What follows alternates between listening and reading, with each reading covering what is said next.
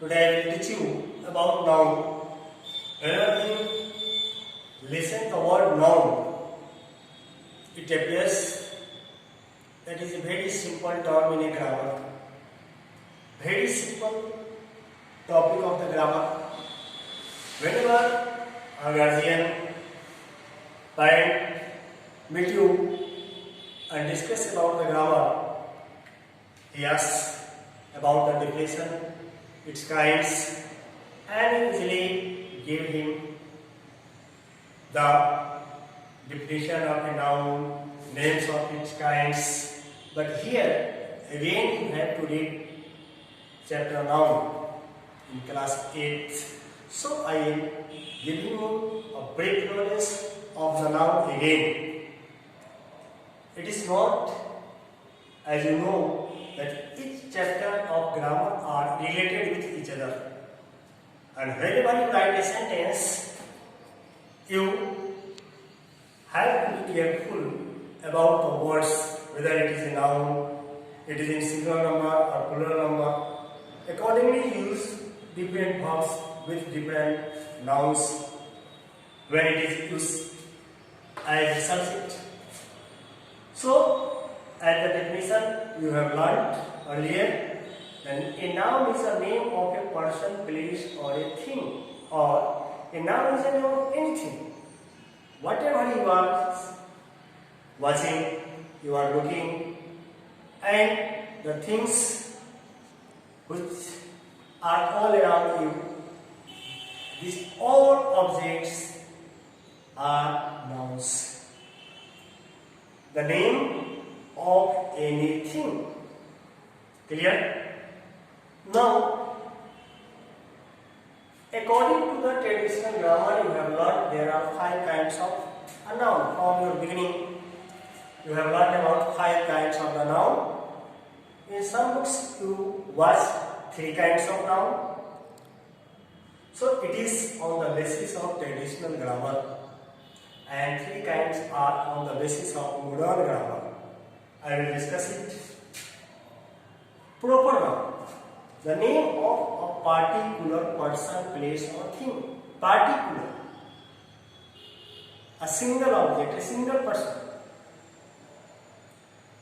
So, suppose, example, Mohan, Geeta, Patna, etc. These are the name of a particular person, place. These are proper nouns. Saint Joseph Senior Secondary School. It's the name of the school, particular school. So, Saint Joseph Senior Secondary School will be proper noun. Common noun. A noun which is taken in a community. A noun which is common. Here, an example, boy, girl, city, etc. Now look the difference. Why? I am not telling, I am not discussing, denoting a single student or boy. Boy means all boys. It may be anyone. So it is common. Girl, it may be any girl. So it is common. City, it may be name of any city. Name of any city. So it is common noun. Means a noun which is taken in a community, in a common, are called common noun. The third, collective, means a noun which are in a collection. Therefore, these nouns are called collective noun. It has more than one person, thing, whatever. And when it mix together, they make a collection, and that is called collective noun. Example, team. When many players play together, these players make a team. Class. when more than one students, 6 learns together, then it is called a class.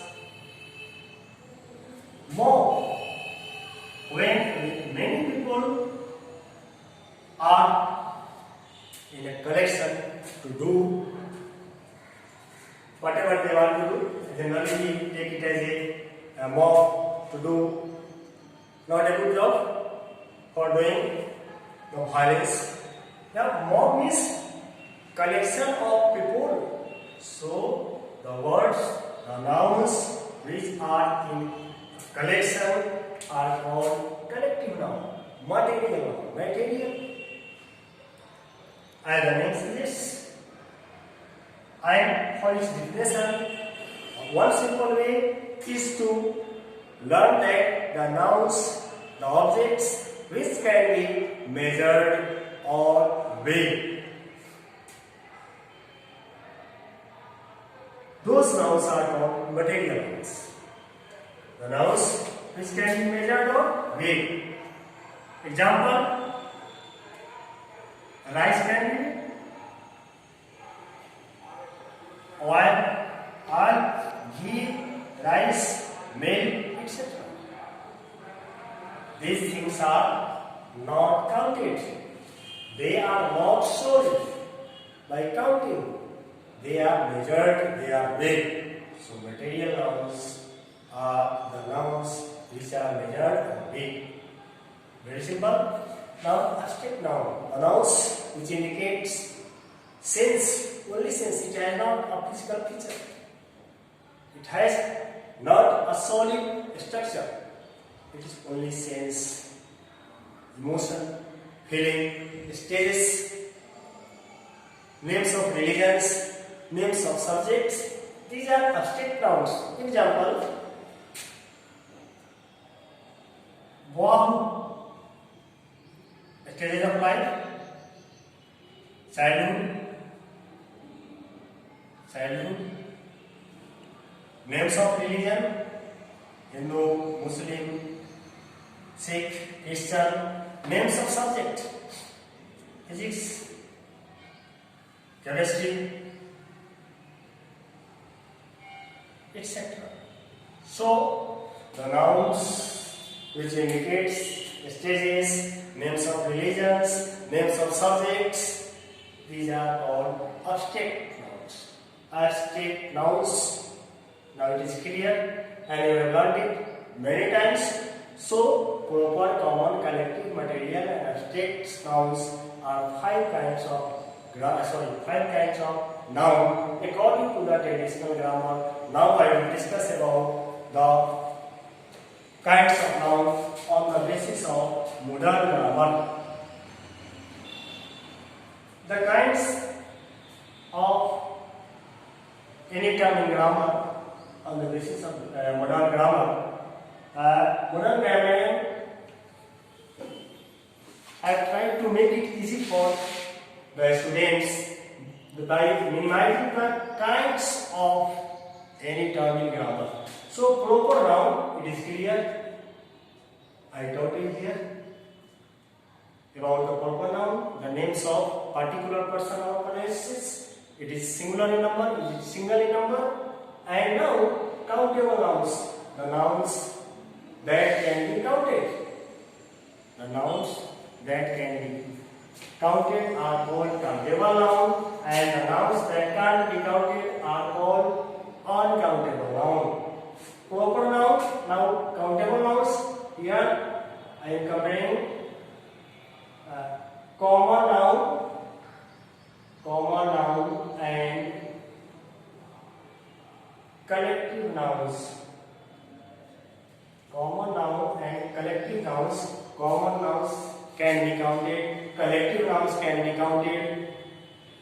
Boy, the number of boys you can count. The number of players you can count in a team, in a class. So, common and collective nouns are jointly called countable noun. And the nouns that can't be counted are called uncountable noun, material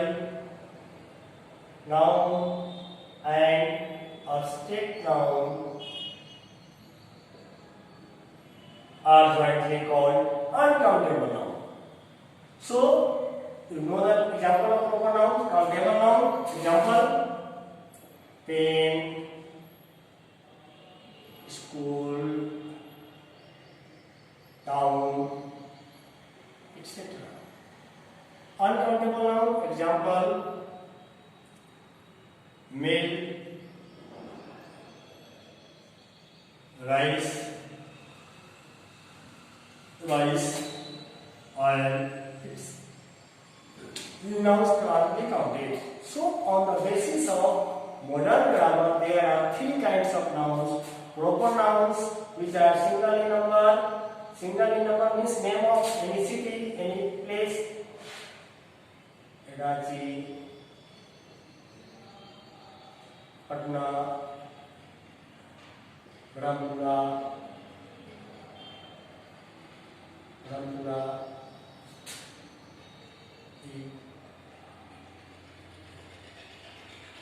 Sita. Means name of a single person or place. And countable, the nouns can be counted. Common noun and collective noun, both are countable nouns. These two kinds of nouns, according to the traditional grammar, are taken as a single kind. It is called countable. And material and abstract nouns, these two counts are jointly called uncountable nouns, the nouns which can be counted. Now it is clear that these three kinds are you learn in modern grammar: proper, countable, and uncountable. But the most important thing is that when you use a noun in a sentence, you have to use the different forms of verbs according to the number of the noun. So, in a practical use, you have to only understand about the countable and uncountable. You have to only understand about the countable and uncountable. That given noun is a countable or uncountable. And when you will be able to recognize countable and uncountable noun, then you will not make a mistake when you use different forms of verbs in a sentence. So, this is the most important thing. These are two kinds of nouns, countable and uncountable, are very important in your life. So, you have to be careful and you have to understand the countable and uncountable nouns. Accordingly, you have to use the different forms of verbs. So, again I am telling you that there are 5 kinds of noun according to the traditional grammar, which you have learned from your beginning, and there are 3 kinds of nouns according to the modern grammar. And in a practical life, the countable and uncountable nouns are very important when you write a sentence. So, be careful, and it is not a very simple, not a very easy term in grammar. Now you will feel difficulty when you have to categorize the different nouns accordingly by the names of the kinds: proper, countable, uncountable, and in these 5 counts. You will feel difficulty if you have to ask about any nouns, sir, whether this noun will be collective, material, abstract, which nouns are proper, countable, uncountable. I will reply you, I will tell you in the next class. And one way I am going to tell you about the countable and uncountable. The nouns which has its plural form, or the noun which plural forms can be made, are countable, and which plural forms can't be made are called uncountable. Thank you. Have a good day.